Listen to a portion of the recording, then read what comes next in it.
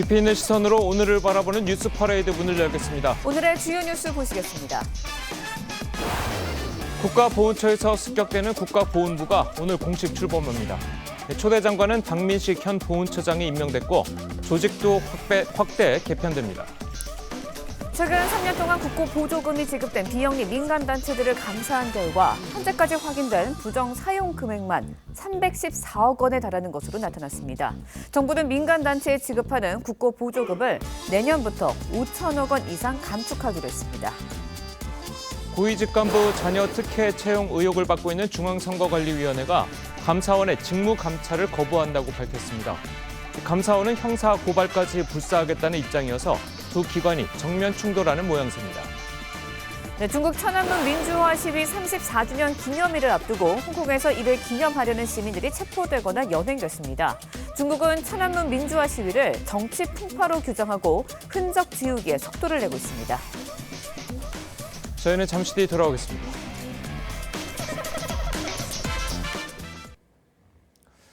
국가보훈처가 국가보훈부로 승격돼 오늘 공식 출범합니다. 1961년 군사원호청으로 출범한 지 62년 만인데요. 초대 장관은 박민식 현 보훈처장이 임명됐고 조직도 확대 개편됩니다. 앞으로 참전 군인, 국가유공자에 대한 지원도 대폭 확대될 것으로 기대되고 있습니다. 신경희 기자입니다. 윤석열 대통령은 지난 3월 국가보훈처를 부로 승격하는 정부조직법 개정안에 직접 서명했습니다. 한 국가의 품격은 누구를 기억하느냐에 달려 있다고 호국 영웅들을 한치의 소홀함 없이 책임 있게 약 3개월간의 준비를 마친 국가보훈처가 오늘부터 국가보훈부로 공식 출범합니다. 독립유공자와 참전, 제대군인 등을 지원하는 국가보훈처는 1961년 군사원호청으로 출발했습니다. 지난 2월 국회에서 정부조직법이 통과되면서 약 62년 만에 부로서의 자격을 얻게 된 겁니다. 초대 장관은 박민식 장관이 임명됐습니다. 박 장관은 검사 출신 이성 국회의원으로 지난달 인사청문회를 거쳤습니다. 국가보훈부의 승격 그리고 안착만 생각하고 있습니다.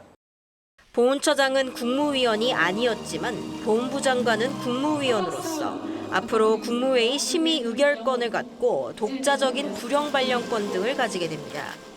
보훈부는 높아진 위상에 걸맞는 보훈 정책을 적극 추진하겠다고 밝혔습니다. TV조선 신경입니다. 미국과 프랑스 등은 오래전부터 참전 용사들에 대한 각별한 예우를 아끼지 않고 있습니다. 2차 세계대전 승리의 결정적 계기가 된 노르망디 상륙작전 기념식이 최근 열렸는데요.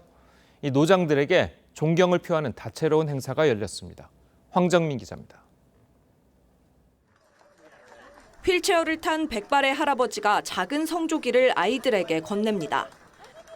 군중들에게 손을 흔들고 엄지손가락을 치켜들기도 합니다. 1944년 6월 6일 프랑스 노르망디에서 연합군의 일원으로 사상 최대 상륙작전에 참여했던 참전 용사들입니다. 79주년 기념식에 참석한 참전 용사 40여 명이 생트메르 에글리즈 거리를 행진하는 내내 박수갈채가 이어졌고 당시 낙하산 침투 작전을 재현하는 행사도 열렸습니다. Le courage qu'ils ont dû avoir pour sauter ce soir-là et aller dans un pays qu'ils connaissaient pas du tout pour nous libérer, pour nous défendre. 기념식에 참석한 마크밀리 미 합참의장도 이들 참전 용사들에게 경의를 표했습니다. They were fighting to make sure that fascism and Nazism didn't stay in control of Europe, and one of the greatest operations in military history. 사상 최대 규모인 16만 5천여 명의 병력이 투입된 노르망디 상륙작전. 참전 용사들은 어느새 노장이 됐지만 이들의 희생은 바래지 않습니다. TV조선 황정민입니다. 고위직 간부 자녀 특혜 채용 의혹을 받고 있는 중앙선거관리위원회가 감사원의 직무감찰을 거부한다고 밝혔습니다. 감사원은 형사 고발까지 불사하겠다는 입장인데 헌법학자들 사이에서도 의견이 엇갈리고 있습니다. 주원진 기자의 보도입니다. 지난 2일 위원 전원의 일치된 의견이라며 자녀 특혜 채용 의혹 관련 감사원 직무감찰을 거부한 선관위. 선관위는 감사원 업무 범위를 행정기관과 공무원 직무감찰로 규정한 헌법 97조를 거부 근거로 들었습니다. 선관위는 행정기관이 아니어서 감찰 대상에 포함되지 않는다는 주장입니다. 하지만 헌법학자 사이에선 헌법 97조를 근거로 한 감사 거부는 위법이라는 지적이 나왔습니다.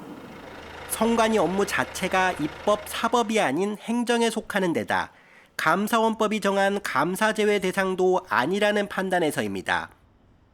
97조와 감사원법에 의해서 선관위는 감사원의 직무감찰을 받을 대상에 당연히 포함되는 거죠. 그건 뭐 더 이상 이론의 여지가 없는 겁니다.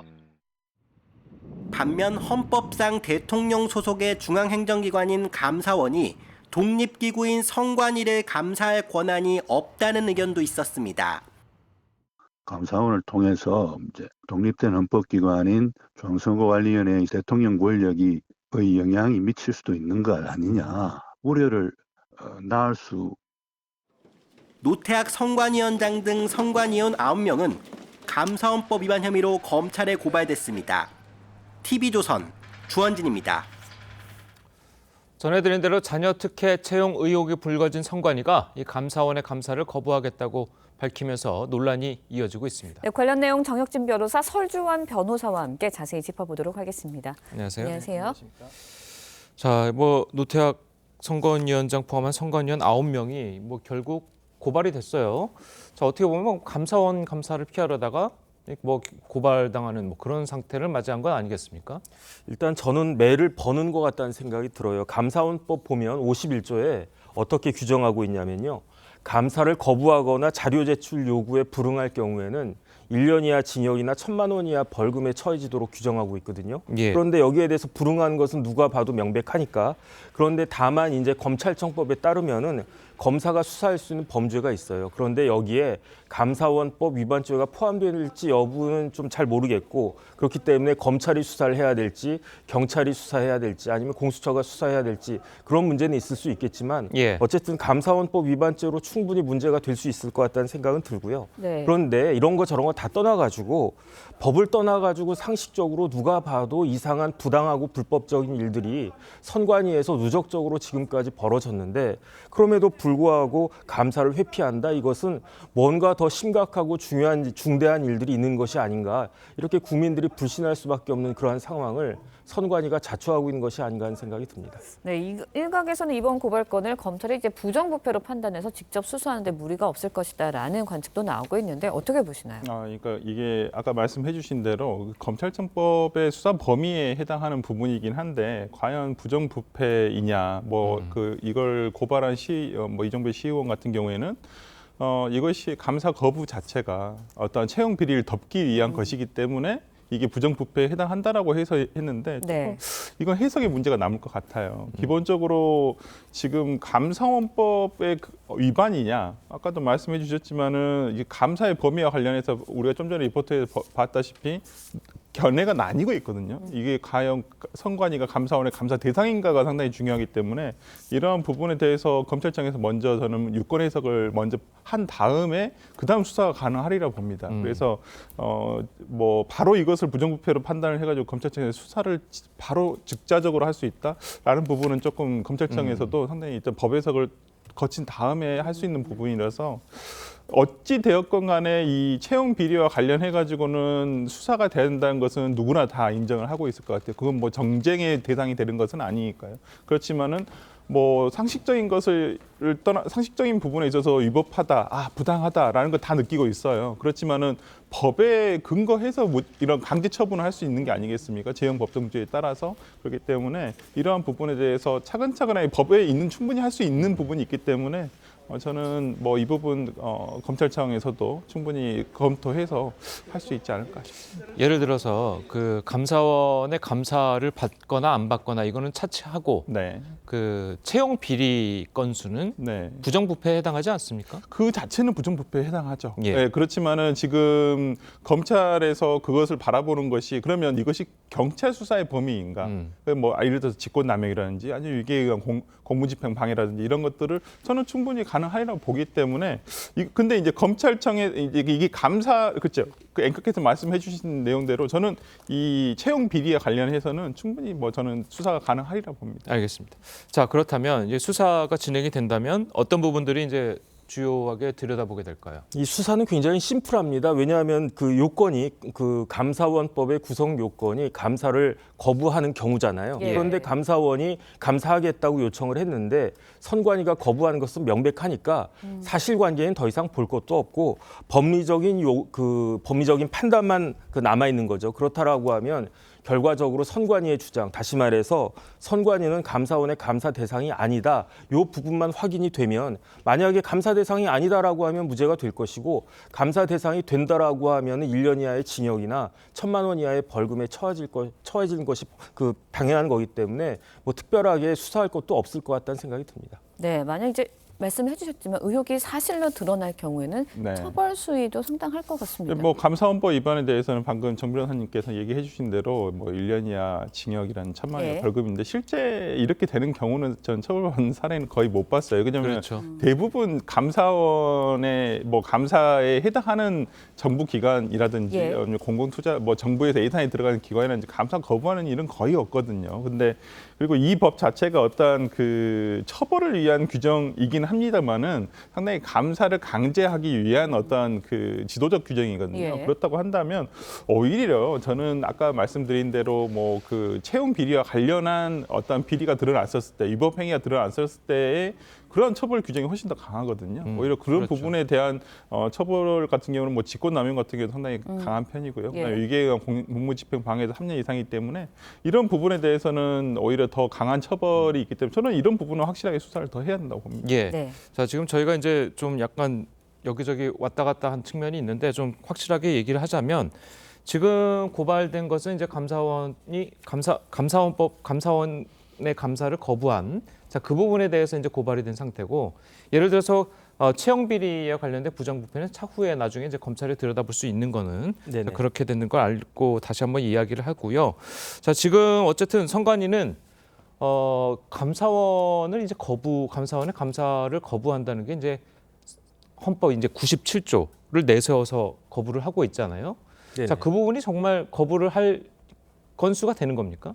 그런데 헌법 97조 지금 나와 있는 것과 같이 그 대통령 소속하에 감사원을 두도록 되어 있는데 97조가 어떻게 되어 있냐면요. 감사원이 행정기관 및 공무원의 직무에 대해서 감찰한다고 되어 있어요. 네. 다시 말해서 감사원은 행정기관 자체하고 기관 자체하고 모든 공무원들에 대해서 그 직무 감찰을 할 수 있다 이렇게 되어 있는데 그런데 선관위 논리는 뭡니까? 삼권 분립이잖아요. 삼권 분립은 무엇이 있습니까? 입법, 사법, 행정이 있는데 그런데 감사원은 대통령 직무 그 소속하에 있으니까 삼권 분립의 정신을 그 참고해가지고 감사원 법에다가 국회하고 법원과 헌재에 대해서는 그 감사를 자제하겠다 그 이야기인 거거든요. 그런데 선관위가 그럼 입법기관입니까? 아니면 선관위가 사법기관입니까? 선거 관리잖아요. 관리라고 하는 것은 행정이기 때문에 누가 봐도 이것은 선관위가 그 감사원의 감사를 피할 수 있는 길은 아무리 그 좋게 생각해도 없을 거다라는 생각이 들고요. 예. 이런 부분들에 대해서 뭐 논리가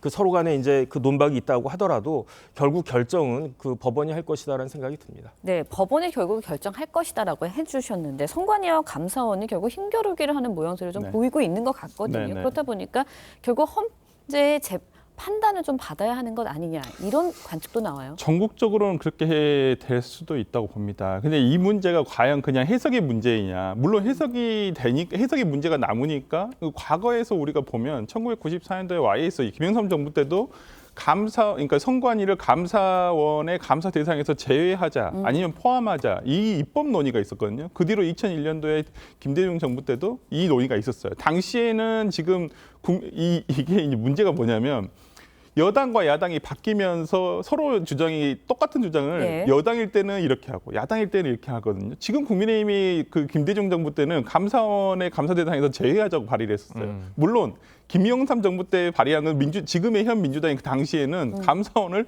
또 포함시키자 그랬었어요. 네. 그러니까 이게 여야가 서로의 어떤 뭐 이게 당리당략이라는 정략적인 이해관계에 따라서 이 부분을 계속 입법 사항으로 넣으려고 있다는 거거든요. 그렇다고 한다면 이 부분은 해석의 여지가 아직 입법 문제로 풀리지 않았다는 것을 얘기하고 있는 것이에요. 과거 정치권에서도 이 문제를 가지고 계속 입법을 논의하고 있었다는 자체가 저는 이번 기회에 아니면 저는 이게 뭐 국회 내에서 그러면 이게 당리당략에 따라서 문제가 될 소지가 있다라고 한다면 저는 헌재 판단을 받은 이후에 그걸 입법적으로 해소하는 것이 맞지 않을까라는 생각도 한번 해봅니다.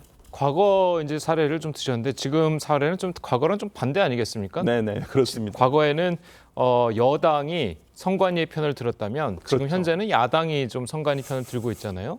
그렇죠. 약간 그런데, 그러니까 저는 좀 그 프레임이 아직까지는 저는 이렇게 납득되진 않는데, 그러니까 민주당이 선관위를 옹호한다라는 프레임은 아직 민주당에서는 그런 게 없어요. 지금 그러니까 민주당에서도 이 부분에 대한 것은 정확히 어떻게 규정을 짓고 있냐면.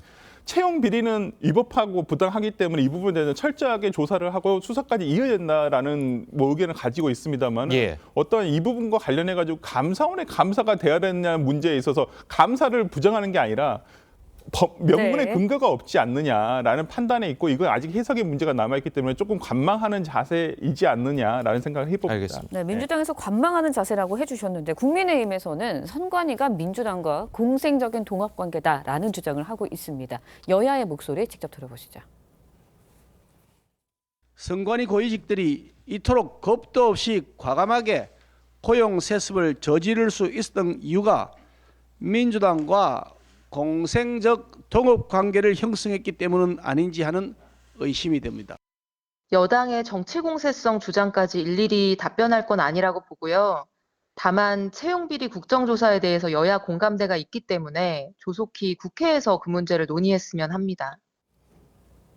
자, 들으신 것처럼 국민의힘은 이제 과거 선거 때마다 이 선관위가 민주당에 유리하게 편파적인 해석을 했었다. 자, 그렇기 때문에 공생관계다. 자, 이렇게까지 이야기를 했습니다.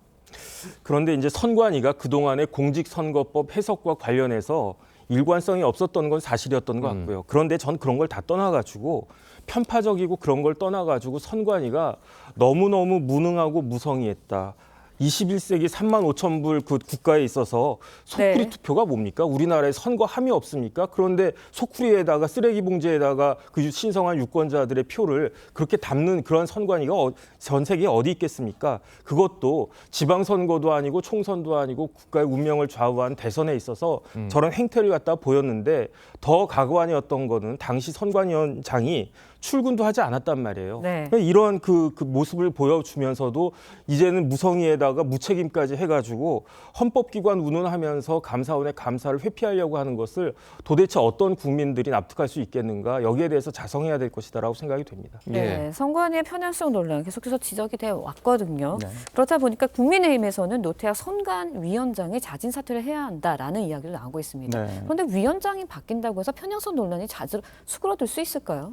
그러니까 이게 선관위원장은 지금 헌법에 호선으로 돼 있거든요. 그러니까 누가 임명을 하는 게 아니라 중앙선관위 위원 중 9명 중에서 서로 해서 우리가 이 사람을 위원장을 하겠다라고 하는 체제이라서 보통은 대법관 출신들이 보통 선관위원장을 역임하셨던 것이 관행적으로 있었던 일인데 이제 문제는 오히려 그 선관위원장이 대법관을 같이 겸임하고 있기 때문에 원래 재판을 하시는 분들이지 선관위 업무를 전담해서 하시지는 않기 때문에 발생한 문제라고도 저는 생각이 들어요.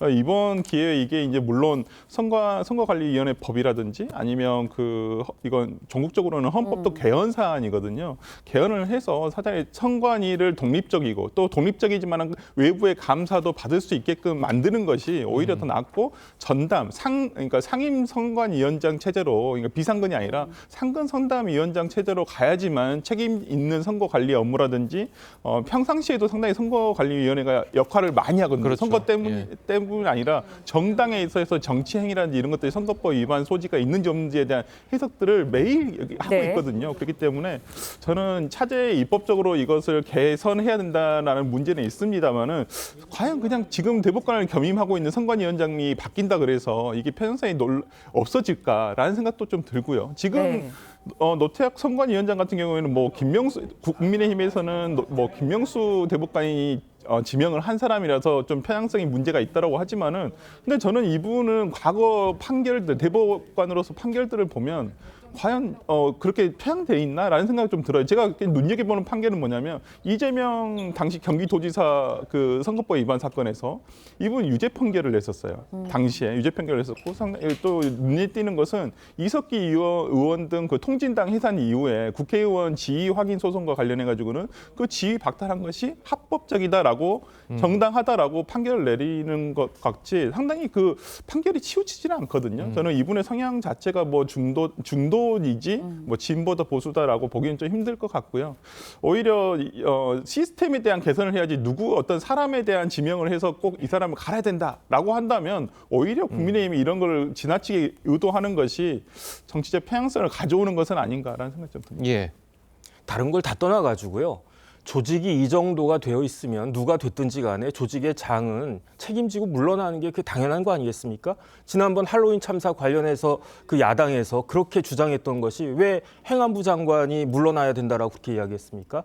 뭐 이런저런 일들 생기면 장관들 물러나는 것과 똑같은데 더군다나 선관위원장은 물러나도 대법관 직위는 유지가 되고 있기 때문에 왜 저 자리에 연연해 하는지 저는 좀 납득이 되지가 않습니다. 예, 알겠습니다. 자, 오늘 두 분 변호사님 말씀은 여기까지 듣겠습니다. 잘 들었습니다. 고맙습니다. 예, 주행 중이던 테슬라 차량에서 불이 나는 사고가 발생했습니다. 다행히 인명피해는 없었지만 사고도 없이 차량에서 불이 났다는 소식에 전기차 차주들은 불안합니다. 김충명 기자의 보도입니다. 어제 저녁 전북 전주 시내의 한 도로. 시커멓게 타버린 테슬라 차량이 임시로 만든 대형 수조에 담겨 있습니다. 불이 꺼진 것 같지만 전기차 배터리의 경우 화재 시 온도가 700도까지 올라갑니다. 불이 난 것은 오후 7시쯤이지만 11시가 다 돼서야 열기가 식고 진화가 완료됐습니다. 운행하는 도중에 엔진 부분에서 불꽃 나고 연기가 올라왔다고 그러네요. 배터리 열을 식히기 위해서 물속에다 담궈놨어요. 전기차 화재는 어제 오늘 일이 아닙니다. 건물 외벽에 부딪힌 아이오닉이 갑자기 화염에 휩싸여 운전자가 사망하는가 하면 심지어 술이 맡겨진 테슬라에서 불이 나기도 했습니다. 진화에도 어려움이 큽니다. 소방관들이 소화기를 쏘면 잠시 불이 꺼지는가 싶다가 다시 폭발하듯 불길이 살아나기 일쑤입니다. 전기차 배터리가 이른바 열폭발을 일으키는 것입니다. 국내뿐 아니라 해외에서도 배터리 시스템 문제로 추정되는 전기차 화재가 잇따르지만 정확한 화재 원인은 밝혀지지 않고 있어 불안이 커지고 있습니다. TV조선 김충영입니다. 네, 정부가 국고 보조금이 지급된 비영리 민간 단체들을 감사한 결과 현재까지 확인된 부정 사용 금액만 314억 원에 달하는 것으로 나타났습니다. 정부는 내년 민간 단체 보조금을 5천억 원 이상 줄일 방침입니다. 최민식 기자의 보도입니다. 정부가 지난 1월부터 넉 달 동안 12,000여 민간단체에 지급된 6조 8천억 원 규모의 보조금을 대상으로 일제감사를 실시한 결과 1조 1천억 원 규모의 사업에서 1,865건의 부정과 비리가 확인됐습니다. 현재 확인된 부정 사용 금액만 314억 원에 달합니다. 횡령, 리베이트 수수, 사적 사용, 서류 조작 등 온갖 유형의 비리가 적발된 단체는 최대 5년 동안 보조금 지급 대상에서 배제됩니다. 또 보조금을 받은 민간단체들을 모두 국고보조금 관리 시스템에 등록하고 각종 회계 자료를 빠짐없이 올리도록 해 예산 내역을 투명하게 공개한다는 방침입니다. 시스템에 보조금 1차 수령단체뿐만 아니라 실제 수령한 최종 보조 사업자들까지 전부 등록. 그동안 종이형 수준과 수기장부로 보조금을 관리해온 지자체도 개혁 대상입니다. 전자증빙 기반의 보조금 관리 시스템을 새로 만들어 투명성을 확보하고 외부 검증도 확대하기로 했습니다. 정부는 내년 민간단체 보조금을 5천억 원 이상 줄일 예정입니다. 대통령실 관계자는 부정비리가 만연한데도 지난 정부에서 민간단체 보조금이 2조 원 급증했다면서 선심성 사업은 과감하게 구조조정할 것이라고 말했습니다. TV조선 최민식입니다. 네, 민간 단체들이 보조금을 부정하게 사용한 사례는 다양했습니다. 민족 영웅을 발굴하겠다며 수령한 돈을 윤석열 정권 퇴진운동 강의에 쓰거나 보조금을 여행비나 유흥비로 탕진하는 일도 있었습니다. 황선영 기자의 보도입니다. 창문에 크게 써붙인 자원봉사 문구와 함께 건물 내부엔 각종 활동 사진들이 가득 붙어 있습니다. 이 비영리 단체는 동남아 봉사를 명목으로 받은 국고보조금 전액을 수령 권한이 없는 한인 회장에게 입금했고 또 예산이 전액 지원되는 사업에 참가비를 받았다는 제보가 있어 수사 의뢰 예정입니다. 보조금을 사무총장의 개인 해외여행비로 사용하거나 독립운동가 초상화를 전시하는 애플리케이션 개발비로 받은 보조금 5,300만 원 중 절반 이상을 개발업체로부터 리베이트 받은 곳도 있습니다. 적발된 내용을 보면 시민단체라 불러야 할지 범죄단체라 해야 할지 헷갈릴 지경입니다. 보조금을 퍼주고 방치하기만 했던 문정권의 폐해라 할. 또 유흥업소에서 사업비를 탕진한 통일 관련 가족단체와 포토샵으로 행사 날짜를 조작해 행사비를 타간 지역 아동센터도 적발됐습니다. 한 통일운동단체는 민족의 영웅들을 발굴한다며 6천여만 원을 받아 윤석열 정권 퇴진운동에 나서겠다는 내용의 정치적인 강의를 한 걸로 드러났습니다. 지금 대통령 된 사람 이 정권은 시장 만능주의 최고라는 거 아닙니까? 응?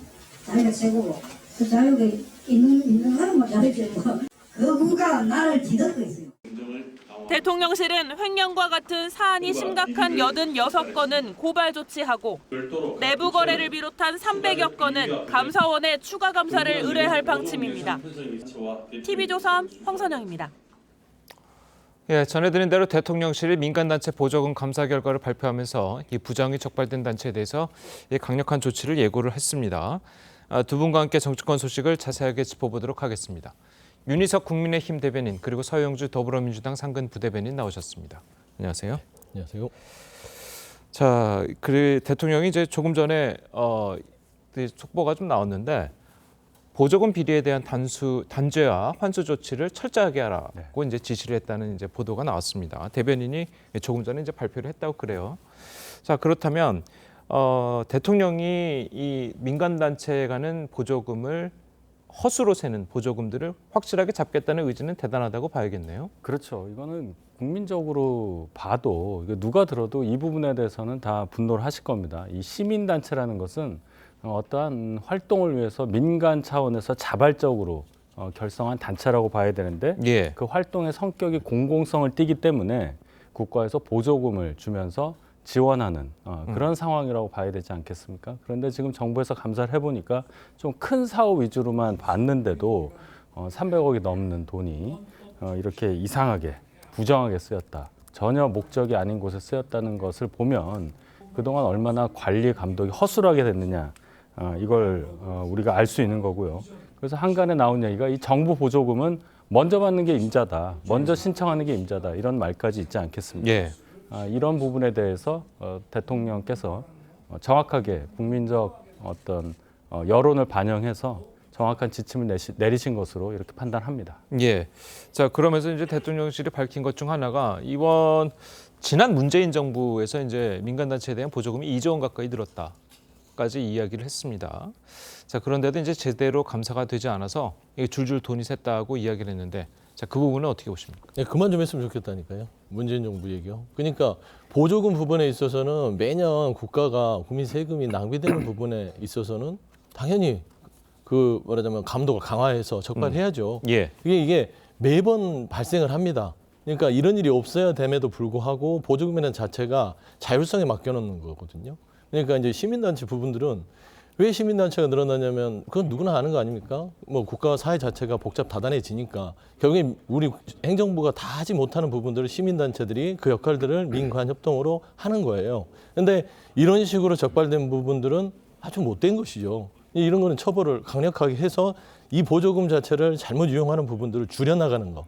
이게 또 국가가 할 일이에요. 그런데 이 부분이 적발됐다고 해서 전 정부에서 감독을 안 했다? 했어요. 심지어는 120조 규모에 대해서 1,830억 정도의 부정수급을 적발해서 거기에 대해서 법적 조치를 했습니다. 그리고 그 시민단체 취소시켰고요. 그러니까 한 부분에 있어서 그걸 확인하고 해야 되는데 이게 보면 선동으로 비칠 수 있습니다. 그러니까 지난 정부 얘기 그만하시고 이제 보조금 자체에 대해서 국민 세금이 낭비된다. 그러면 그거를 강력하게 윤석열 정부는 질서를 정연하게 사회를 만들겠다. 질서 유지가 국정의 목표다. 이렇게 발표하면서 하시면 돼요. 그런데 저는 언제까지 문재인 정부 탓을 하고 있지도 않은 얘기를 하는 건지 그거에 대해서는 조금 아쉬움이 큽니다. 예. 자, 그래서 이제 또 대통령실이 내년부터 민간단체 보조금을 올해보다 한 5천억 원 이상 줄이겠다 이렇게 발표를 했습니다. 자, 그런데 일각에서는 이 부정수급된 금액이 314억 원인데 왜 5천억 원이나 줄이느냐, 자, 이런 이야기가 나오거든요.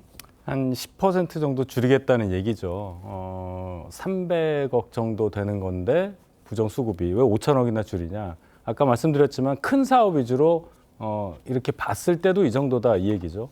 작게 관리하기, 감독하기가 좀 어려운 그런 부분까지 치면은 굉장히 많을 거라고 예상을 하고 이제 규모를 얘기를 하시는데 사실 이 보조금이라는 게 어떤 의무는 아니에요. 결국 보조라는 의미, 결과적으로 보면은 활동을 하는데 이렇게 도와준다는 의미지. 만약에 이 돈을 주는데도 제대로 쓰지 않는다면 그는 뭐 주는 쪽에 어떠한 기준과 어떤 논리에 따라서 줄일 수도 있고 늘릴 수도 있는 겁니다. 그런데 지금처럼 이런 식으로 계속 운영을 한다면 어느 정도 관리를 할 수 있는 어떤 수단을 가지고 이걸 해야지 그냥 둘 경우에 만약에 어떤 이 금액에 대해서 전혀 차등을 두지 않는다든지 이렇게 놔두면 앞으로 바뀔 게 전혀 없겠죠. 말씀하신 대로 문재인 정부에서도 그렇게 뭐 어느 정도 환수를 했다고 하는데 안 고쳐지지 않고 있는 거 아니겠습니까? 정치적인 얘기는 떠나서요. 그렇다면 더 강력하게 시민단체가 절대로 이 회계 관련해서는 비용 관련해서는 부정하게 쓰지 않는 그런 방향으로 가는 방법을 강구하는 것이 맞다고 봅니다. 예. 그런데 또 일부 뭐 진보 단체 쪽에서 나오는 이야기는 내년 총선을 앞두고 이 대통령실이 시민 단체들을 좀 압박을 해서 이게 좀 여론전에 나서는 것 아니냐라는 이야기가 나오는데 민주당도 뭐 어떻게 그런 시각이십니까? 그런 면이 없지는 않다. 왜 갑자기? 그러니까 이제 보조금은요, 행정부가 늘 그 불법 사례에 대해서 적발을 해왔어요. 근데 이거를 대통령실에서 꺼내서 시민단체를 옥죄는 형식의 말하자면 그런 태도잖아요. 그러면은 기존 해왔던 거를 왜 대통령실이 이걸 집중해서 할까? 시민단체를 누르겠다는 거예요. 최근에 보면은 그 적발한 내용 중에 윤석열 대통령 정부에 대해서 비판하는 강의를 했다. 그 보조금으로. 그거는 잘못 쓰였을 수 있어요. 하지만 그런 것들을 뽑아내서 정부 비판한 부분들에 있어서 옥죄는 거 아니냐. 그거는 충분히 비판할 수 있죠. 그리고 이 시민단체 부분에 있어서는 저는 그렇습니다.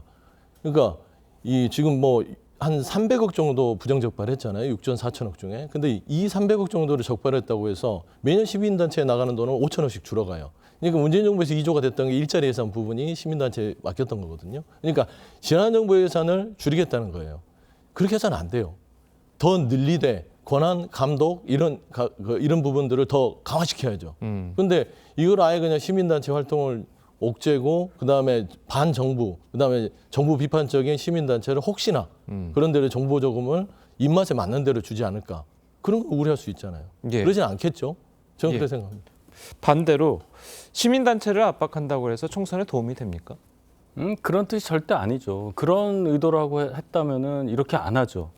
정치적인 얘기하고 전혀 상관이 없는 겁니다. 말씀드렸듯이 보조금인데 이 보조금을 마치 어떤 생계 수단으로 생각하는 분들이 일부 있을 수 있단 말이에요. 아까 리포트에 보셨지만은 어떤 이 보조금을 뭐 단체장 그 민간 단체의 장이 어떤 뭐 해외 여행비로 썼다든지 이런 얘기는 상상할 수 없는 얘기잖아요.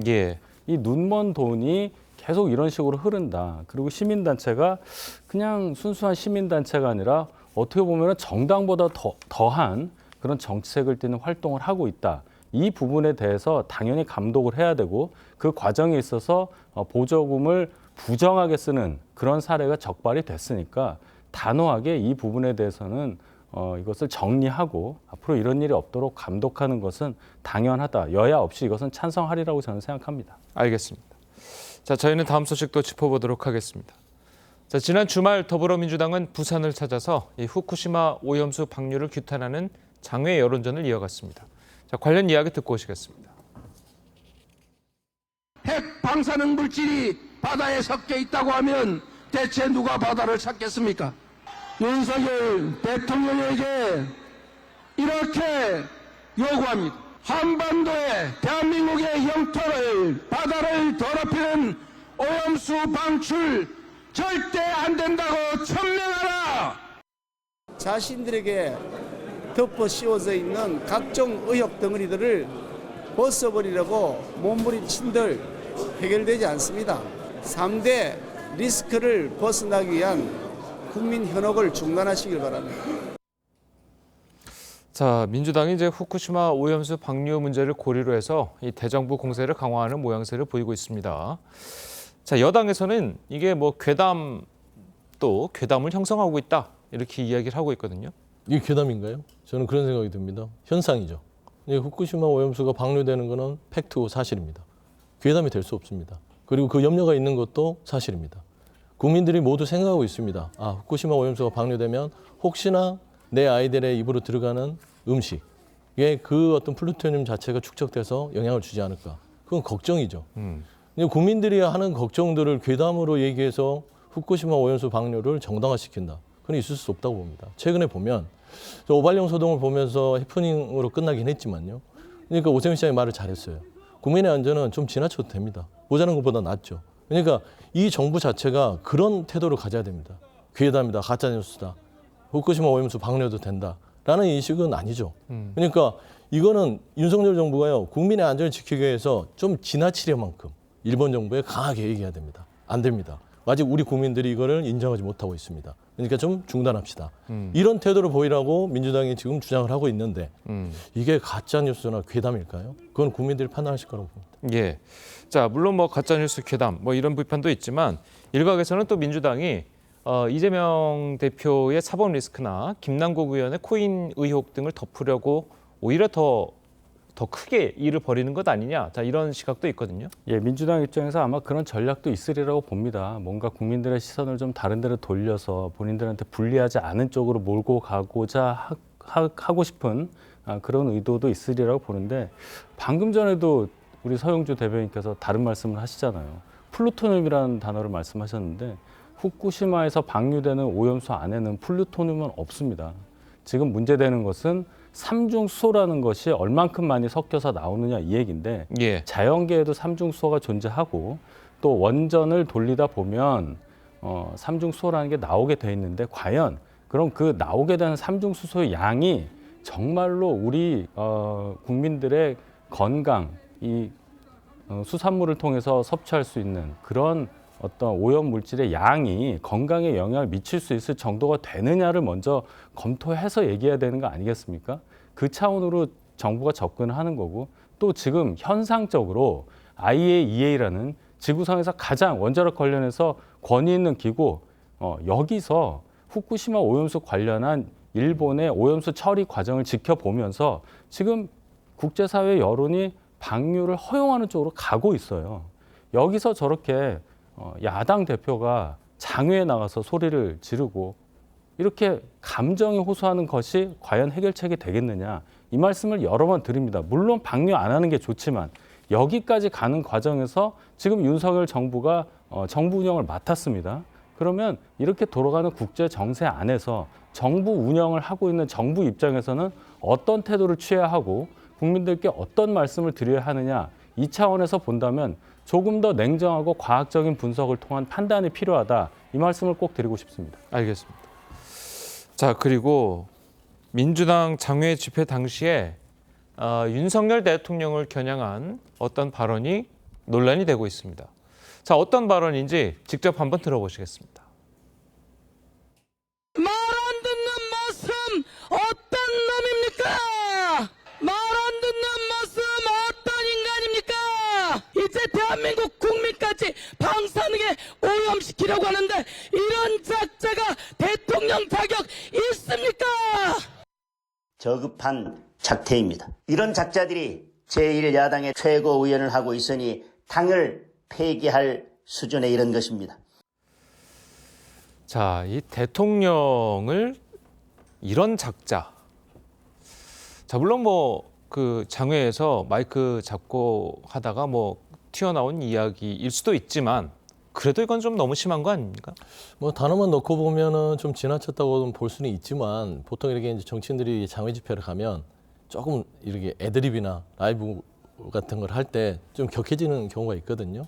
그리고 이제 송영교 의원도 이런 발언 부분에 있어서 장동혁 또 원내대변인께서 또 이런 작자라고 하더라고요. 그러니까 정치의 골이 그만큼 여야가 이 골이 깊다라는 게 보여지는 것이죠. 그러니까 1년이 넘도록 여야가 서로 만남도 없고 대통령과 야당이 서로 대화도 없고 그러다 보니까 결국에는 그런 소원한 감정들이 장애해서 저는 이제 말투까지 나오는 이제 지경이 이르렀는데요. 좀 안타깝긴 합니다. 그래서 이런 이제 정치의 언어나 품격 자체가 높아지면 좋겠죠. 근데 이게 낮다고 그래서 또 상대가 또 서로 똑같이 주거니 받거니 하잖아요. 최근에 보면은 저도 기억나는 게 김의겸 의원이 안경 쓴 깡패라고 했더니 또 장해찬 또 최고가 무슨 양아치 이렇게 주고받는 거 이런 것들은 좀 정치에서 없었으면 좋겠다. 좀 그런 말씀드립니다.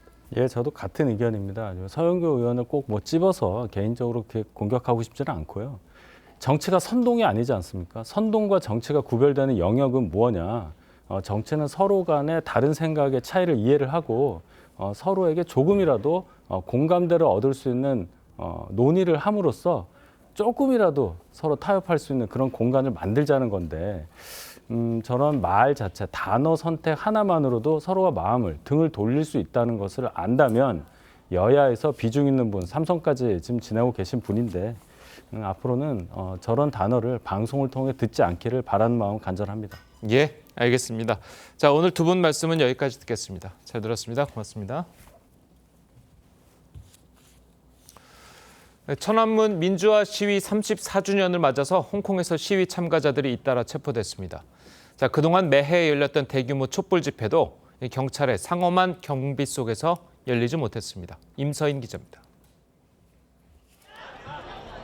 거리 한복판에서 한 여성이 꽃과 LED 촛불을 들어올리자 경찰이 다가와 팔을 붙들어 끌고 갑니다. 중국天安门 민주화 시위 34주년을 맞아 홍콩에서 경찰의 불심 검문과 연행이 잇따랐습니다. 최소 16명이 경찰에 체포됐다고 현지 매체들은 전했습니다. 경찰 6천여 명이 빅토리아 파크 등 주요 지점에 배치돼 삼엄한 경비를 펼쳤습니다. 빅토리아 파크에서는 1990년부터 매년 6월 4일天安门 시위 희생자들을 추모하는 대규모 촛불 집회가 열렸는데 현지 경찰은 2020년 홍콩 국가보안법 시행 이후 이곳에서의 추모 집회를 허가하지 않고 있습니다. 하지만 추모 행사는 호주 시드니 등 세계 곳곳에서 잇따랐습니다.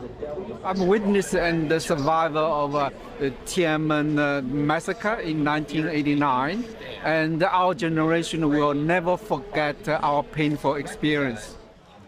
중화권에서는 대만에서 유일하게 추모 조각상 수치의 기둥이 세워진 가운데 수백 명이 참석한 추모 행사가 열렸습니다. TV조선 임서인입니다.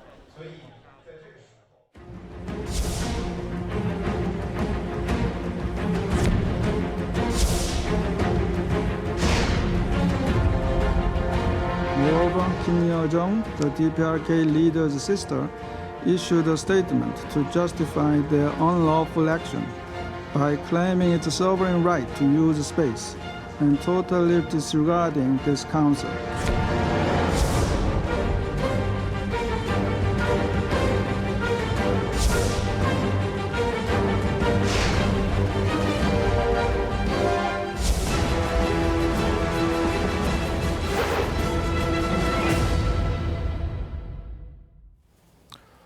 예, 보신 것처럼 북한이 군사 정찰 위성을 쏜 것에 대해서 국제사회가 규탄하자 북한이 반발이 고조되고 있습니다. 네, 관련 내용 양욱 아산정책연구원 연구위원과 함께 자세히 짚어보도록 하겠습니다. 안녕하세요. 안녕하세요. 네, 안녕하십니까.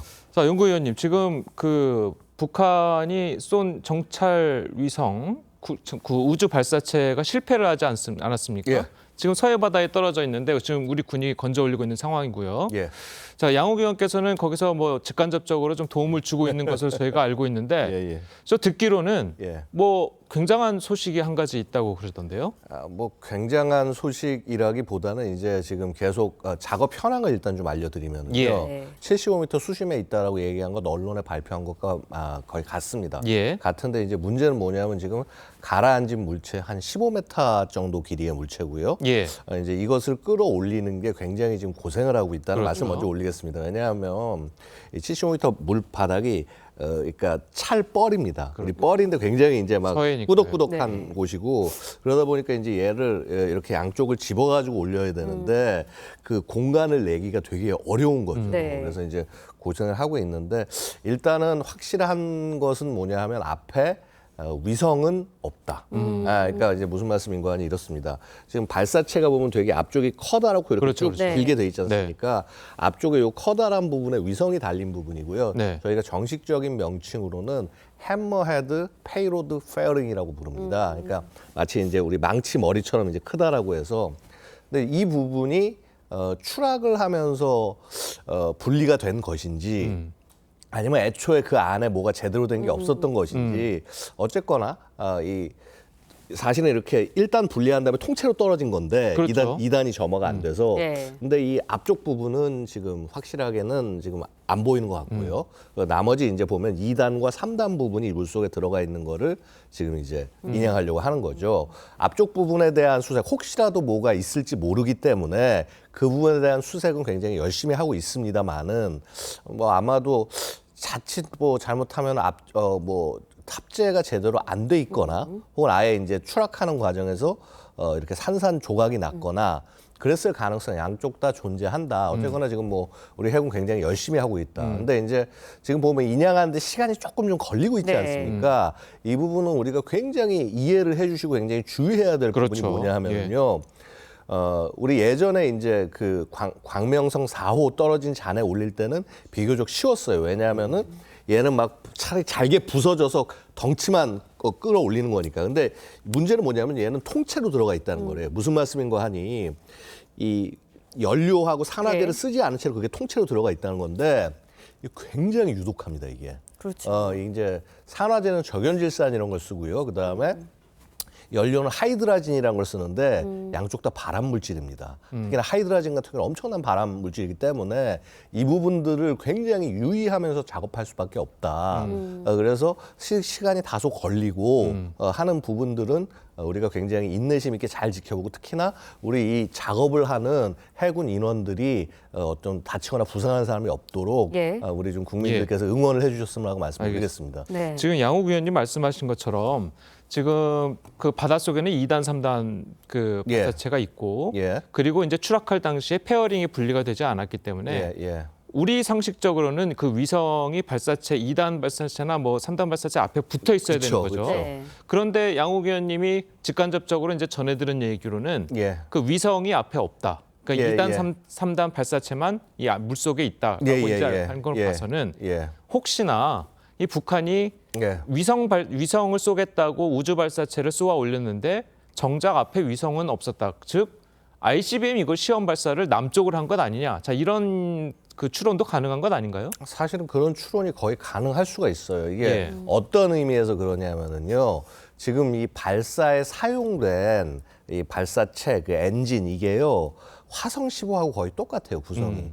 그러니까 아마 2단이나 3단 구성도 거의 화성 15를 거의 그대로 가져왔을 네. 겁니다. 그래서 그런 면에서 북한이 이걸 실험하려고 했을 가능성이 굉장히 높다. 특히나 이제 이게 되게 좀 어떻게 보면 이상한 것이요. 이런 겁니다.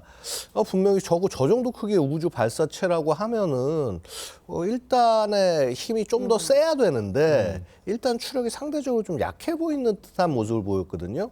이게 뭔가 하니 결국은 화성 15를 기본 설계의 틀로 하고 이제 얘를 가지고 변형을 해서 만든 거기 때문에 여기서 나온 데이터는 화성 15의 ICBM 발사 데이터하고 거의 일치해서 볼 필요가 있다는 겁니다. 그래서 앞에 페이로드가 뭐가 있건 없건 간에 뭐 있었을 수도 있어요. 북한 네. 당연히 뭐 날리려고 생각을 했을 테니 페이로드가 설사 있었다고 하더라도 결국 이 시험 발사는 화성 15형의 실제 이제 그 ICBM으로서의 역할, 정상 각도 발사 시의 역할 이런 부분들을 확인하기 위한 접근일 가능성이 상당히 높다는 것이죠.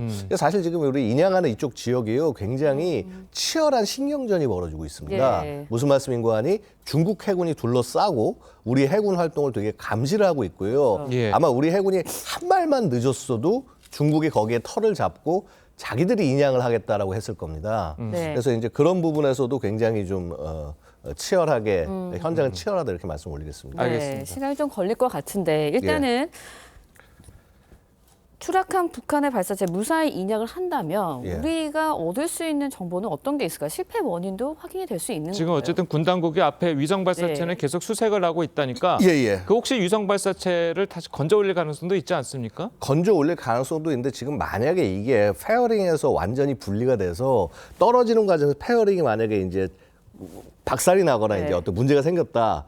그러면은 사실 위성도 거의 뭐라고 그럴까 굉장히 수십, 그렇겠죠. 수백, 수천 조각으로 흩어졌을 가능성이 있어요. 그래서 아예 못 찾을 가능성, 뭐 아까 말씀하신 대로 아예 없었을 가능성도 있고요. 뭐 그건 생각하기 쉽진 않습니다만은 사실은 찾는 것은 그렇게 쉽지 않을 수 있겠다라고 생각이 됩니다. 근데 하지만 만에 하나 찾아낸다고 한다면 뭐 사실은 뭐 위성 발사가 가능한 많은 정보를 얻을 수가 있고요. 또 이런 게 있어요.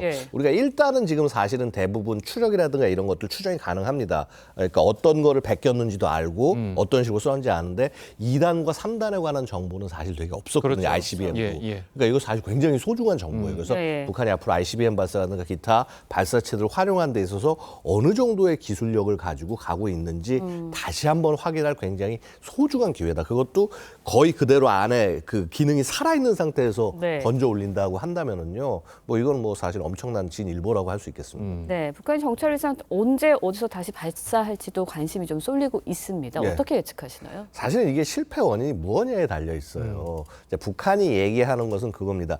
2단이 정상 점화하지 않았다. 정상 작동하지 않았다. 그러니까 그 말은 뭐냐면 1단 분리한 다음에 2단이 불 붙여야 되는데 얘가 안 붙어가지고 떨어졌다. 라고 북한이 얘기하고 있어요. 만약에 이 얘기가 맞는다고 한다면 뭐 상대적으로 재발사가 가능한 기간이 줄어듭니다.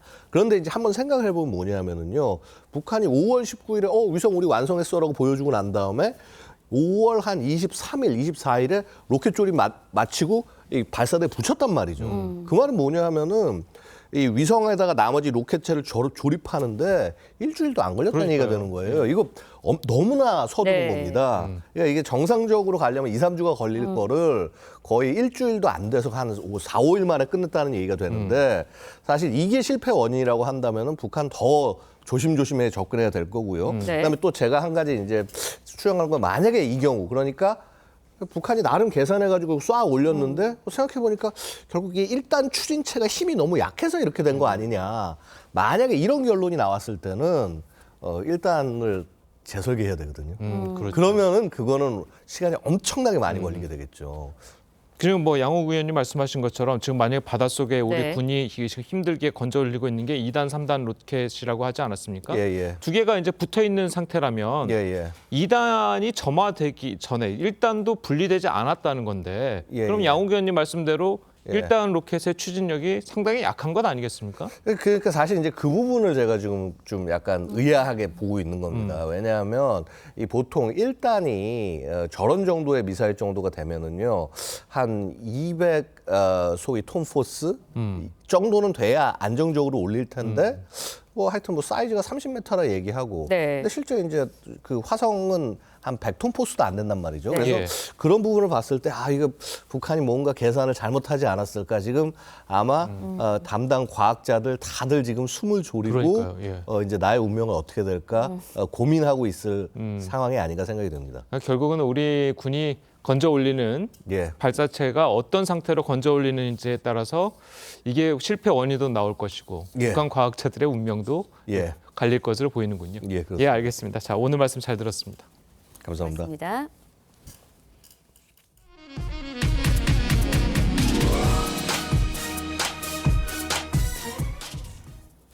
네, 바리톤 김태한이 세계 3대 콩쿠르인 퀸 엘리자베스 콩쿠르에서 우승을 차지했습니다. 아시아 남성이 이 대회에서 우승한 건 이번이 처음입니다. 박소영 기자의 보도입니다. 결선에 오른 김태환은 서정성이 강한 코른볼트의 곡으로 좌중을 사로잡았습니다. 벨기에가 프랑스어권임을 감안해 베르디의 곡을 이탈리아어가 아닌 프랑스어로 부른 점도 현장 장악력을 높였습니다. 우승을 할 거라고는 전혀 예상하지 못했고 꿈에만 그리던 순간인데 현실로 다가오니까 말을 할 수 없을 정도로 기쁩니다. 김태환은 선화예고와 서울대에서 공부한 순수 국내파로 이제 막 국내외 무대에서 두각을 나타내기 시작한 신인입니다. 2000년생으로 결선에 오른 12명 중에서도 최연소였습니다. 이 대회에서 아시아 남성의 우승은 성악 부문이 생긴 1988년 이래 처음입니다. 심사위원으로 참가했던 소프라노 조수미는 내가 우승했을 때보다 더 기쁘다는 소감을 전했습니다. 이미 그 한국 성악에 대한 심사위원들의 두터운 신뢰가 배경이 된다고 할 수 있겠고요. 음성이 너무나 이제 국제적으로도 훌륭하고 바로크 무대나 오페라에서 쓸 수 있는 한국인의 활약은 대회 초반부터 예견됐습니다. 결선에 진출한 12명 중 3명이 한국인이었고 베이스 정인호도 5위로 입상에 성공했습니다. 이로써 한국은 지난해 첼로 부문에서 우승한 최하영에 이어 2년 연속 대회를 석권하게 됐습니다. TV조선 박소영입니다. 네, 렌즈에 담긴 그 순간 그 의미를 짚어보는 시간이죠. 사진 기자가 선택한 아침의 한 장입니다. 오늘은 조선일보 사진부 오종찬 기자와 함께합니다. 안녕하세요. 오늘 아침에 볼 사진 어떤 건가요? 네, 6.25 전쟁 때 전사한 아버지를 애타게 기다리고 있는 딸 신윤주 씨가 특별한 태극기 배지를 가슴에 달고 있는 장면입니다. 6.25 전쟁 당시 약 16만 명의 국군이 전사했습니다. 그런데 아직까지 수습되지 못한 전사자가 12만 명이 넘습니다. 그들을 기다리고 있는 가족들을 만나봤습니다. 73살 신윤주 씨는 1살 때 아버지와 헤어져서 얼굴도 알지 못하지만 국토 어딘가에 묻혀있을 아버지를 오늘도 기다리고 있습니다. 이 태극기 배지는 조금 특별한 모양을 하고 있는데요. 유해 발굴 현장에서 수습된 참전용사의 유골함을 태극기로 감싸면 건곤 가미가 사라지고 잘린 태극 문양만 남습니다. 이를 위에서 내려다본 모습 그대로 만든 배지입니다. 3년 전 6.25 전쟁 70주년 사업추진위원회가 당시 미발굴 국군 전사자 숫자만큼 배지를 만들어서 유족 등에게 전달했습니다. 네, 특별한 의미가 담긴 태극기 배지를 보니 가슴이 뭉클해지는데요. 오늘 보훈처가 국가보훈부로 승격이 되면서 다시 이 배지의 캠페인을 준비하고 있다고요? 그렇습니다. 올해 정전 70주년을 맞아서 끝까지 찾아야 할 태극기 캠페인을 펼치기로 했습니다. 서양에서 양귀비꽃이 보훈의 상징이 된 것처럼 태극기를 형상화한 이 배지를 널리 알리는 게 이번 캠페인의 목표입니다. 아직 가족의 품으로 돌아오지 못한 참전용사의 숫자만큼 다시 이 배지를 만들 예정인데요. 3년 동안 숫자는 조금 줄어들었지만 아직도 어딘가에 잠들어 있는 이름 없는 영웅은 12만 1,879명에 달합니다. 네, 태극기 배지의 숫자가 0이 될 때까지 나라를 위해 목숨을 바친 영웅들을 잊지 말아야 할 것 같습니다. 지금까지 아침의 한 장이었습니다. 한 주가 시작되는 오늘도 초여름 더위가 이어지겠습니다. 그래도 서울은 어제보다 기온이 조금 낮아서 야외 활동하기 좋겠는데요. 강릉을 포함한 동해안은 30도 안팎까지 오르겠습니다. 오후부터 저녁 사이 경기 북동부와 영서에는 5mm 안팎으로 소나기가 지나겠습니다. 또 제주에는 저기압의 영향으로 내일 낮까지 최대 60mm 정도의 비가 예상됩니다. 아침까지 수도권과 충남, 전북 서부를 중심으로는 안개가 지나겠고요. 오후부터는 강원 영동 지역에 바람이 강하게 불겠습니다. 낮 최고 기온 서울이 25도로 어제보다 3도가량 낮겠고요. 남부지방은 대구가 28도, 전주는 26도까지 오르겠습니다. 현충일이자 절기 망종인 내일은 제주와 전남 남해안을 제외하면 전국이 대체로 맑겠고요. 당분간 낮더위가 계속 이어지겠습니다. 날씨였습니다. 월요일 아침 뉴스 퍼레이드는 여기서 마치겠습니다. 네, 저희는 내일 아침 7시 30분에 다시 찾아뵙겠습니다. 시청해주신 여러분 고맙습니다.